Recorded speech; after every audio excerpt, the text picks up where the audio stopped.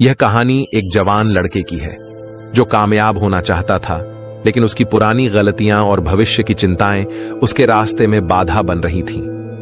हर बार जब वह किसी काम को शुरू करता तो उसकी पुरानी गलतियां और विफलताएं उसके दिमाग में घूमने लगतीं। वह सोचता, क्या होगा अगर मैं फिर से असफल हो गया? क्या लोग मुझ पर हंसेंगे? क्या मेरा भविष्य अंधकारमय होगा? दिन ब दिन उसकी चिंताएं बढ़ती गईं और उसकी मेहनत का असर कम होने लगा। वह अंदर से टूटा हुआ महसूस करने लगा। उसे लगने लगा कि शायद वह जीवन में कभी सफल नहीं हो पाएगा। लेकिन एक दिन उसने सुना कि गौतम बुद्ध जंगल के पास अपने शिष्यों के साथ ठहरे हुए हैं। उसने सोचा, शायद बुद्ध मुझे इस समस्या का हल बता सकते हैं।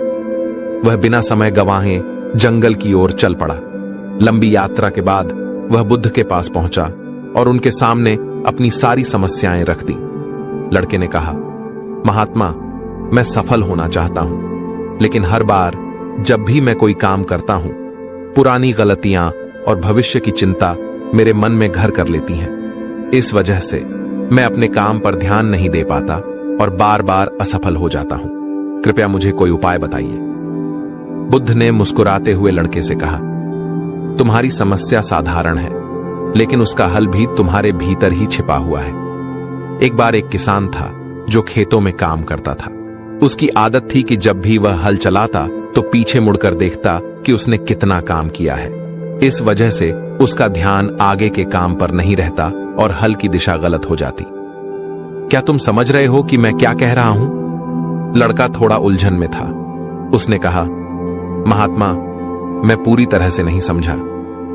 बुद्ध ने जवाब दिया, यह जीवन भी वैसे ही है जैसे किसान का हल चलाना। जब तुम बार बार अपनी पुरानी गलतियों की ओर देखते हो या भविष्य की चिंता करते हो तो तुम अपने वर्तमान काम पर ध्यान नहीं दे पाते।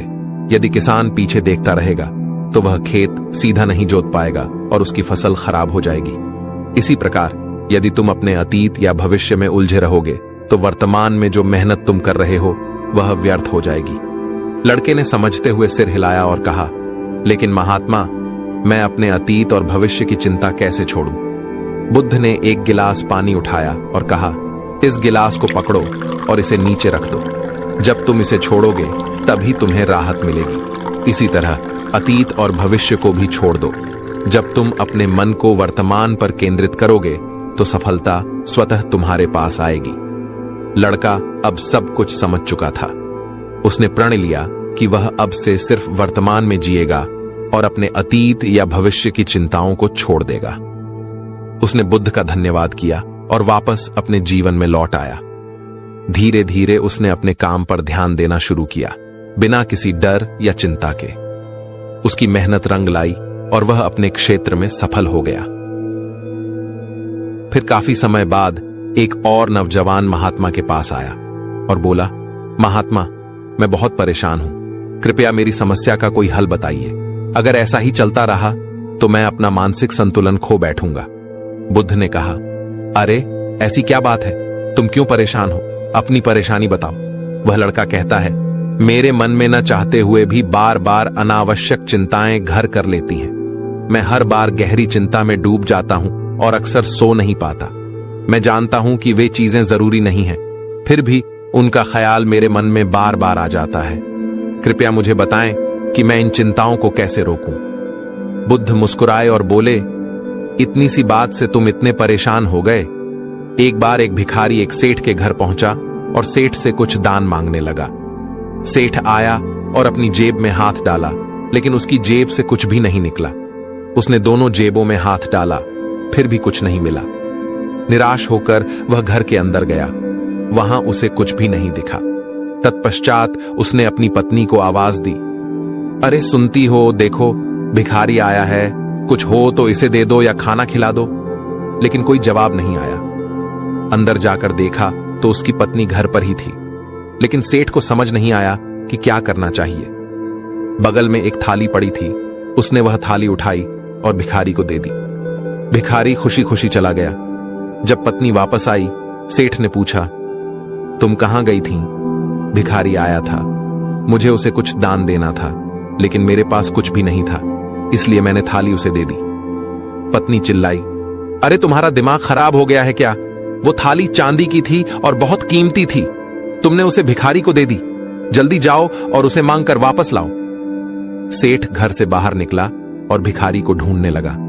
काफी दूर जाने के बाद आखिरकार भिखारी उसे दिखाई दिया। सेठ ने दूर से आवाज लगाई, अरे भाई रुको रुको। भिखारी ने पूछा, क्या हुआ सेठ जी, आप इतने परेशान क्यों हैं? सेठ ने कहा, दरअसल जो थाली मैंने तुम्हें दी थी वो बहुत कीमती है। कृपया इसे कम कीमत में मत बेचना और अगर हो सके तो इसे बेचना भी मत। भिखारी ने जवाब दिया, ठीक है मालिक, मैं समझ गया। यह सब एक व्यक्ति देख रहा था और उसने पूछा, सेठ जी आपको पता था कि वो थाली चांदी की है, फिर भी आपने उसे दान में दी। अब आप उसे वापस लेने क्यों आए हैं? सेठ मुस्कुराए और बोले, मैंने वो थाली उसे दान कर दी थी और एक बार दान कर दी तो उस पर मेरा कोई हक नहीं रहा। जब मेरा हक नहीं है तो मैं भला परेशान क्यों हूं? लेकिन मैं चाहता था कि उस गरीब भिखारी का नुकसान ना हो, इसलिए उसे यह बात बताने आया था। अगर उसे नहीं पता होता तो वह थाली को सस्ते में बेच सकता था और उसका बड़ा नुकसान हो जाता। इसलिए मैंने उसे समझाया ताकि उसकी कोई हानि ना हो।